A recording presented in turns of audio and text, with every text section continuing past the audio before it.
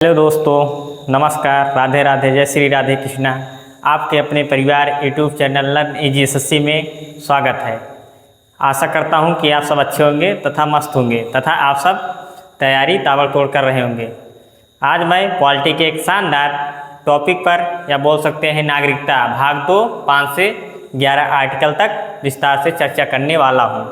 आइए, आपका ज़्यादा टाइम न लेते हुए आप फोकस हो जाएं व्हाइट बोर्ड पर फोकस हो जाएं, क्योंकि जो मैं यहाँ लिख कर लाया हूँ ये UPSI, group D, SSC GD, UP police, अन्य सभी एग्जामों के लिए बहुत महत्वपूर्ण है। आइए, आपका ज़्यादा टाइम न लेते हुए मैं आपको बताऊँ। आप सब जानते हो नागरिकता आर्टिकल 5 से लेकर 11 तक है तथा भाग 2 के अंतर्गत आता है। देखो यहाँ लिखा हूँ, भाग 2 के अंतर्गत आता है। आर्टिकल 5 से 11 के बीच में आता है क्या? नागरिकता।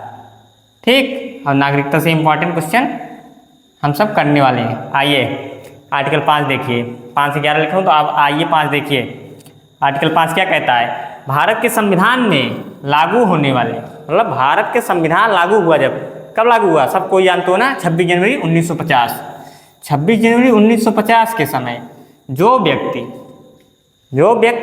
इन 3 चीज़ों के योग्य रहेगा वही भारत का नागरिक होगा। क्या 3 चीज़ कह रहा है? देखिए, ध्यान दीजिए व्हाइट बोर्ड पर। भारत में जन्मा हो तथा भारत में निवास करता हो और अस्थायी रूप से बस गया हो। अगर ये 3 चीज़ किया होगा, इनमें से 3 में से एक भी, तो भारत का नागरिक होगा।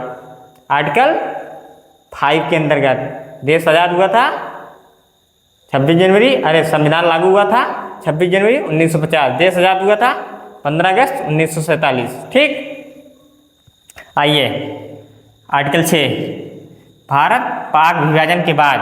आर्टिकल 6 क्या कहता है? भारत पाक विभाजन के बाद पाकिस्तान लोगों को नागरिकता के नियम, मतलब जब पाकिस्तान का विभाजन हुआ तथा भारत एक अलग देश बना तथा पाकिस्तान बना, तो कुछ लोग पाकिस्तान में चले गए और कुछ लोग भारत में रहना पसंद किए। तो ये उन लोगों की बात कर रहा है जो पाकिस्तान चले गए थे, तो उनको फिर भारत आना चाह रहे हैं, तो उनको किस हिसाब से नागरिकता देगी। तथा जो पहले पाकिस्तान, मतलब पाकिस्तान तो था नहीं तो भारत ही था पहले, समझ रहे हो ना मैं कहना क्या चाहूँ? पहले पाकिस्तान था नहीं, भारत ही था, तो पाकिस्तान चले गए, फिर पता लगा 1 साल रहे, फिर इंडिया आना चाहते हैं, तो उनको नागरिकता किस हिसाब से दिया जाएगा। ठीक, आर्टिकल 6 वहीं उसका चर्चा करता है। और 7 में बहुत ज़्यादा डिफरेंस नहीं है, आप गौर फरमाइएगा, बहुत ज़्यादा डिफरेंस नहीं है। आइए देखिए आर्टिकल 7, जो लोग भारत छोड़कर पाकिस्तान चले गए थे लेकिन बाद में वापस आना चाहते हैं, तो उनको नागरिकता किस अधिकार पर देगा, मतलब दिया जाएगा। वही बात कर रहा है। बताओ किस अधिकार पर देगा? उनका देखा जाएगा कि अब तुम पहले 5 साल रहो, ठीक, इंडिया में, अब तुम इंडिया में 5 साल तक रहो, यहाँ विश्वास योग्य बनो, विश्वसनीय योग्य बनो, तब आपको नागरिकता दी जाएगी। ठीक, तथा आपका बिहेवियर देखा जाएगा कैसा है कैसा नहीं, क्योंकि अगर कोई भी तुरंत देश या कोई व्यक्ति तुरंत उठकर खड़ा होता है तो उसे खींचने वाले अधिकतर रहते हैं, तो इसीलिए बहुत हिसाब से नागरिकता देनी पड़ती है। जानते हो ना, एक बार नागरिकता मिल जाने पर वो देश का नागरिक हो जाता है तथा देश की संपत्ति में उसका बराबर का अधिकार हो जाता है। हर मौलिक अधिकार उसको मिल जाता है, राजनीतिक अधिकार मिल जाता है तथा सरकारी नौकरी की योग्य हो जाता है, सभी चीज़ें हो जाता है। इसको मैं आगे बताऊंगा। आइए आर्टिकल 7 देखिए। आप सोच रहे हो कि आज तो सब आर्टिकल करा दे रहे हो भाई, इस आर्टिकल में ज़्यादा बहुत डिफरेंस नहीं है, इसीलिए सब लेकर आया हूँ कि आप अगर एक नज़र सरसरी नज़र से अगर एक बार देखे रहेंगे ना तो आप कन्फ्यूज होंगे नहीं, और बाकी मैं बता दूंगा कि पूछता क्या है ज़्यादा। ठीक, लास्ट में जाते जाते आइए, जो लोग भारत को छोड़कर, हो गया आर्टिकल 7 हो गया बाबू। अब आइए आर्टिकल 8, विदेशों में रह रहे भारतीय मूल के लोगों को, पीआईओ मतलब वहीं किसकी बात कर रहा है कि जैसे आप भारत में विदेश में रह रहे हो, आप भारत के नागरिक हो तथा आपके बच्चे का जन्म विदेश में हो गया, तो आपके अगर बच्चा भारत की नागरिकता लेना चाहता है तो कैसे लेगा? पहले आएगा यहाँ सांसद या मतलब जो रहता है वहाँ पंजीकरण कराएगा, नागरिकता जो नागरिकता CA रहता है, नागरिकता मतलब वहीं सिटीजनशिप अमेंडमेंट एक्ट में वो पंजीकरण कराएगा, फिर उसको 1-2 साल बाद नागरिकता मिलेगी, उसी की बात कर रहा है। ठीक, PIO भारतीय नागरिकता ले सकते हैं। मान लो बहुत लोग होते हैं कि विदेश चले गए उनके माता पिता, फिर उनके बच्चे का जन्म विदेश में हो जाता है, उसकी बात करता है आर्टिकल 8 कि उनको किस हिसाब से नागरिकता मिलेगी। आपको ध्यान रखना है ज़्यादा, और इसमें बहुत अंदर नहीं घुसना है ना, बहुत अंदर में पूछता है क्योंकि बड़े बड़े एग्जामों में भी अंदर नहीं घुसता है, इसलिए आपको सरसरी नज़र से एक बार देखना है। ठीक, आ जाइए आर्टिकल 9, जो कोई स्वेच्छा से किसी अन्य देश की नागरिकता ले लेगा वह भारतीय नागरिकता खो देगा। क्या कर देगा? अगर तुम विदेश में रह रहे हो तथा आपका विदेश का रहन सहन तथा वहाँ कानून अच्छा लगा, आप वहाँ 5 साल रहे, फिर आपको वहाँ का बढ़िया एकदम कानून व्यवस्था बढ़िया लगा और आप अच्छी नौकरी या मिल गई है तथा आप विदेश में सेटल होना चाह रहे हैं, तो उसी बात कर रहा है। अगर वहाँ की नागरिकता लिए तो यहाँ की आपकी नागरिकता गई। और कितने लोग आजकल कर रहे हैं, देख रहे हो ना, कि अच्छे अच्छे डॉक्टर इंजीनियर बनकर विदेश जाते हैं तथा या और वहीं रह जाते हैं। बोल सकते हैं वो इंडिया नहीं आना चाहते, क्योंकि इंडिया पहले मान रहा हूँ कि नहीं सुविधाएं दे पा रहा है, लेकिन अब प्रयास कर रहा है कि जो यहाँ से प्रशिक्षित हो रहे हैं तथा अच्छे टैलेंट के साथ बड़े बड़े डॉक्टर इंजीनियर तथा वैज्ञानिक बन रहे हैं, उनको विदेश ना भेजा जाए, वो उनको हाई रेटेड सैलरी दिया जाए तथा सभी व्यवस्थाएं दी जाए। प्रयास कर रहा है विदेश बराबर दूँ, जिससे वो विदेश में ना जा पाएँ, जो विकास करें वो अपने भारत के योगदान में ही विकास करें। अब धीरे धीरे जागरूक हो रहा है देश। ठीक, खो देगा। अगर आप विदेशी नागरिकता लिए तुरंत आप खो देंगे। आ जाइए आर्टिकल 10, नागरिकता से जुड़े सभी अधिकार संसद द्वारा बनाए गए कानूनों के अंतर्गत आता है। ठीक, देख लो आर्टिकल क्या 10 का, नागरिकता से जुड़े सभी अधिकार, मतलब अगर सांसद विचार करेगा कि किसको नागरिकता देनी है, किससे नागरिकता छीननी है तथा नागरिकता हमको किस किस प्रक्रिया या किस किस प्रोसेस द्वारा किसी विदेशी को प्रदान करना है तथा वह देश का नागरिक है तो किस किस प्रक्रिया द्वारा उसकी नागरिकता की जांच हमको विस्तार पूर्वक करना है, वही बात कर रहा है। आर्टिकल 11 में भी कुछ 10 और 11 बिल्कुल सेम है, थोड़ा डिफरेंस है वही बताऊंगा। आ जाइए आर्टिकल 11, नागरिकता से जुड़े मामलों में संसद कानून बनाने का अधिकार। देख लो, संसद द्वारा यहाँ था कानून बनाए गए, मतलब, और यहाँ संसद को कानून बनाने का अधिकार है। नागरिकता पर कोई भी कानून बना सकती है कि आपको अब नागरिकता इस हिसाब से नहीं इस हिसाब से मिलेगी। अब ये रूल चेंज होता है, वहीं कानून बना सकती है, अगर वो पारित हो गया लोकसभा राज्यसभा दोनों से तो लागू हो जाएगा। आर्टिकल 11 यही चर्चा करता है, यहीं इतना डिफरेंस है। ठीक, अब आ जाइए, ए इम्पॉर्टेंट है, इसको भी आप देखना, ए भी इम्पॉर्टेंट है, ए भी इम्पॉर्टेंट है, ए भी इम्पॉर्टेंट है। आइए, सिटीजनशिप एक्ट 1955, सिटीजनशिप एक्ट 1955 जानते हो ना, ये हमें 5 प्रकार से नागरिकता देता है, 5 प्रकार से। अगर पाँचों में एक भी योग्य हो तो नागरिकता आपको तुरंत मिल जाएगी। जन्म से, कि आपका जन्म 1950 से पहले भारत में हुआ हो। ठीक, और वंशानुगत, कि आपके माता पिता का जन्म भारत में हुआ हो तो भारत में रह रहे हो, ना कि विदेश में।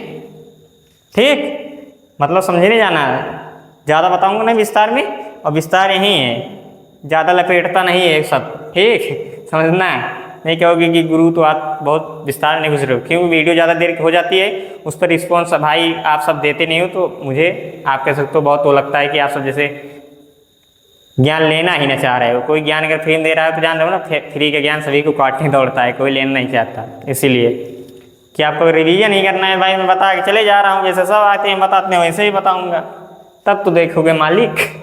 आइए, पंजीकरण, और नहीं देखोगे, अगर नहीं भी देखोगे तब भी मैं बनाऊँगा। ठीक, क्योंकि मैं जो ठान लेता हूँ करता हूँ, मेरी तो यही सबसे बड़ी कमी है, या आप बोल सकते हैं खराबी है। पंजीकरण, रजिस्ट्री आपको कराना, जैसे आप विदेश में रह रहे हो, ठीक, 5 साल रहे, फिर आप विदेश की नागरिकता ग्रहण कर लिए, फिर आप सोच रहे हैं कि फिर आप इंडिया आ जाएं, तो आप आएंगे वहीं CA मतलब सिटीजन अमेंडेड एक्ट में आप पंजीकरण कराएंगे। फिर जब आपको नागरिकता मिल जाएगी तब आप भारत के नागरिक होंगे तथा भारत में चुनाव लड़ सकेंगे तथा सरकारी नौकरी में अप्लाई कर सकेंगे, फॉर्म उसी की बात कर रहा है। और नागरिकता ग्रहण, आपको नागरिकता ग्रहण कैसे करनी है उसकी बात कर रहा है।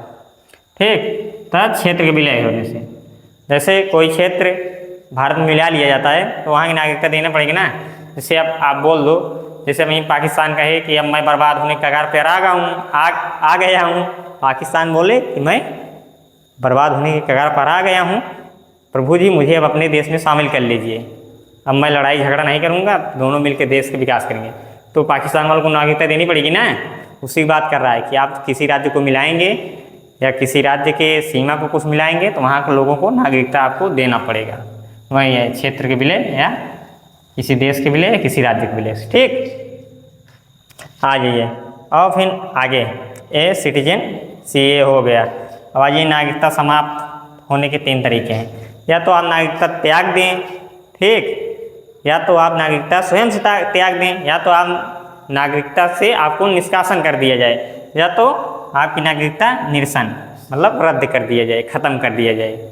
अगर कभी कभी हो जाता है जैसे कि आपने देश में युद्ध छिड़ा है और आप देश की मदद करने के बजाय दूसरे देश या जिस देश ने आक्रमण किया उसकी मदद कर रहे हैं, उसको हथियार सप्लाई कर रहे हैं तथा उस तरफ से युद्ध कर रहे हैं, अगर उसको पता लगता है तो आप तो जान से जाएंगे ही, प्लस आपकी नागरिकता खत्म हो जाएगी तथा आपकी सभी पीढ़ी में जितने लोग रहेंगे कभी उनको कोई नागरिकता नहीं मिलेगी भारत की। वही बात कर रहा है। और फिर निष्कासन मतलब जो देश निकाला किया जाता है कि आपको देश से निकाला किया, जैसे समाज में भी निकाला किया जाता है कि आपको समाज में रहने का अधिकार नहीं है, कहीं कहीं ऐसे होता है। अब आ जाइए अगले फैक्टर इम्पॉर्टेंट, नागरिकता संशोधन अधिनियम CAA 2019 जो आया, ये बात करता है पाकिस्तान POK लिखा हूँ हैं, अफगानिस्तान बांग्लादेश से जो आए हिंदू सिख और बौद्ध जैन, इन जो 3 कम्युनिटीज आई या 3 समुदाय आए, इनको किसी तरह से नागरिकता देना है। उसी की बात करता है नागरिकता संशोधन अधिनियम 2019। बहुत लोग इसको जानते हैं, बहुत विवादित रहता है, इस पर ज़्यादा चर्चा नहीं करूँगा, पता बहुत है लेकिन अब इसमें घुसना नहीं चाहूँगा। टीचर का फर्ज है कि विवादित प्रश्न वहीं छोड़ दे, ज़्यादा ठीक रहेगा। सुनने में तो मज़ा आएगा बचवा, लेकिन ये बताने लायक नहीं है, ठीक, विवाद में रहता है हमेशा। नागरिक और विदेशी में अंतर, अब आपको थोड़ा समझ लेना है नागरिक और विदेशी में अंतर क्या है। जैसे आप भारत के नागरिक रहेंगे तो आपको मौलिक अधिकार मिलेगा, आप दंगा कर सकेंगे। दंगा मतलब वो नहीं, अरे रैली प्रदर्शन धरना प्रदर्शन कर सकेंगे। अभिव्यक्ति, आप भारत के सरकार के समक्ष अपना जो डिमांड रहेगा रख सकेंगे कि आप इतनी नहीं इतनी वैकेंसी निकाल लिए। ट्वीट करेंगे जैसे ट्विटर हैंडल करता है, आप भारतीय हैं तब, भारत के नागरिक हैं तब, ठीक, ये सब अधिकार है मौलिक अधिकार। और प्लस राजनीतिक अधिकार, आप चुनाव में भाग ले सकते हैं। प्रधानी चुनाव आ रहा है, आप भारत के नागरिक हैं, आपके पास निर्वाचन कार्ड बनाए, चुनाव में आराम से भाग लीजिए, ठीक, मतदाता सूची में आपका नाम है, चुनाव में भाग लीजिए तब प्रधानी लड़िए जान लो, ठीक। इस हिसाब से आप चुनाव में मतलब चुनाव विधायकी सांसदी कुछ भी लड़ सकते हैं, ये अधिकार मिलता है। तथा आप सरकारी नौकरी में अप्लाई करेंगे। तथा विदेशी को ये तीनों चीज़ें नहीं मिलता, विदेशी को सिर्फ मिलता है मानवाधिकार तथा कानूनी अधिकार, मतलब उनके मानवाधिकार का हनन ना हो। जैसे वो अपने देश में आते हैं पर्यटन स्थल पर घूमने, तो उनके साथ कोई बदसलूकी करे तथा गलत सलूक करे तो बर्दाश्त नहीं होगा, आपको पुलिस तुरंत जेल में उठाकर डालेगी, थर्ड डिग्री का प्रयोग बराबर करेगी। बचवा, देश में अगर कोई पर्यटन घूमने आ रहा है तो उससे देश की आर्थिक स्थिति में लाभ हो रहा है तो तुम वो भी नहीं करने दे रहे हो, तो वहीं ठीक उनको मानवाधिकार मिला है। और उनकी नागरिक सुरक्षा की नागरिकों को सुरक्षा सरकार बराबर देती है विदेशियों को, ठीक। आज पर नागरिकता यहीं समाप्त होता है। तथा नागरिकता से 1-2 प्रश्न बहुत हमेशा पूछा जाता है। जैसे पूछ लेता है कि अमेरिका में किस नागरिकता का प्रावधान है, एकल नागरिकता कि दोहरी नागरिकता, तो वहाँ आपको मानना है अमेरिका दोहरी। तो ये पूछ लेता है भारत की नागरिकता का प्रावधान किस देश से लिया गया है, तो आपको क्या मानना है, ब्रिटेन। भारत की नागरिकता का प्रावधान ब्रिटेन से लिया गया है, ठीक। अब आज आपका सारा कंटेंट समाप्त होता है तथा परीक्षा की दृष्टि से मोस्ट इम्पॉर्टेंट या वेरी इंपॉर्टेंट बोल सकते हैं, ठीक, जितना है। इससे नागरिकता से बाहर एक भी प्रश्न कभी छूटेगा नहीं, क्योंकि आज छूटा ही नहीं, सभी कराया हूँ, एक आर्टिकल नहीं छोड़ा हूँ, पूरा आर्टिकल कराया हूँ विस्तार पूर्वक। और मैं अब कल मिलूँगा एक बढ़िया बेहतरीन अच्छे कंटेंट के साथ जो इम्पॉर्टेंट रहेगा सभी परीक्षाओं के अनुसार, ठीक। तथा भाई लोग मेरे चैनल को शेयर कीजिए, तथा मेरी वीडियो अगर आप सबको बहुत उबन महसूस होती है, लेकिन मैं उबन नहीं महसूस होने देता हूँ, क्योंकि मैं बहुत हिसाब से पढ़ाता हूँ। अगर आप ये कह रहे हैं तो सरासर गलत बात कह रहे हैं, आपको पढ़ने में मन नहीं लग रहा है, आप ये सीधा बता दें अपने घर वालों को मैं पढ़ नहीं पाता हूँ, मैं वीडियो नहीं देख पाता हूँ, मुझे कोई कितनी सरल भाषा में समझाए लेकिन मैं पढ़ नहीं पाऊँगा, ठीक। और मेरे चैनल को सब्सक्राइए, अपने यूट्यूब फैमिली या अपना यूट्यूब चैनल, आप सबका अपना यूट्यूब चैनल है क्या, लर्न इजी एसएससी को ज़्यादा से ज़्यादा शेयर कीजिए, तथा भाई लोग ज़्यादा से ज़्यादा सपोर्ट कीजिए, जिससे पढ़ने लिखने वाले स्टूडेंट ज़्यादा से ज़्यादा जुड़ सकें, तथा और भी जो लोग अदर जुड़ना चाह रहे हैं वो भी जुड़ जाएंगे, तो उनको अच्छी से अच्छी जानकारी मिलेगी, तथा समाज में जो ये चाटुकारिता होती रहती है उससे बचेंगे, ठीक। अब नेक्स्ट दिन अगले अच्छे कंटेंट के साथ मैं कल मिलूँगा। मैं अपनी बारी को यहीं विराम देता हूँ। जय हिंद, जय भारत।